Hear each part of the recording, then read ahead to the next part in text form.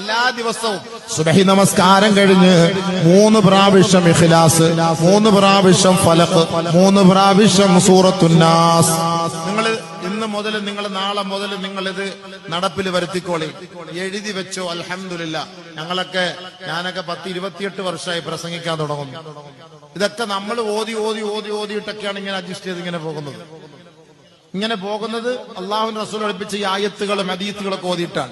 സുബഹി നമസ്കാരം കഴിഞ്ഞ് ദിക്റുകളെല്ലാം ചൊല്ലി പൂർത്തിയാക്കി കണ്ണേറ്, കമ്പേറ്, സിഹർ ബാധിക്കാതിരിക്കാനുള്ള ഒരു വഴിയാണ് ആദ്യം സൂറത്തുൽ ഇഖ്ലാസ് ഓതണം, രണ്ടാമത് ഫലഖ് ഓതണം, മൂന്നാമത് നാസ് ഓതണം.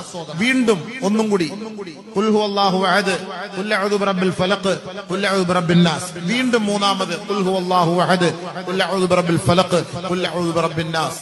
കൈകളിൽ ഊതി ശരീരങ്ങൾ നിങ്ങൾ തടയും. സുബഹിക്കും മഗ്രിബിനും ഈ ലെവലിൽ ഓതണം. 3 പ്രാവശ്യം ഇഖ്ലാസ്, 3 പ്രാവശ്യം ഫലഖ്, 3 പ്രാവശ്യം നാസ്. അത് ഓതേണ്ടത് എങ്ങനെ? ഖുൽ ഹുവല്ലാഹു, ഖുൽ അഊദു ബിറബ്ബിൽ ഫലഖ്, ഖുൽ അഊദു ബിറബ്ബിൻ നാസ്. ഖുൽ ഹുവല്ലാഹു, ഖുൽ അഊദു ബിറബ്ബിൽ ഫലഖ്, ഖുൽ അഊദു ബിറബ്ബിൻ നാസ്. ഖുൽ ഹുവല്ലാഹു, ഖുൽ അഊദു ബിറബ്ബിൽ ഫലഖ്, ഖുൽ അഊദു ബിറബ്ബിൻ നാസ്.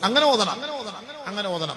ബാക്കിയുള്ള വഖത്തുകളിലൊക്കെ ഓരോ പ്രാവശ്യം ഖുൽ ഹുവല്ലാഹു, ഖുൽ അഊദു ബിറബ്ബിൽ ഫലഖ്, ഖുൽ അഊദു ബിറബ്ബിൻ നാസ് ഓതണം.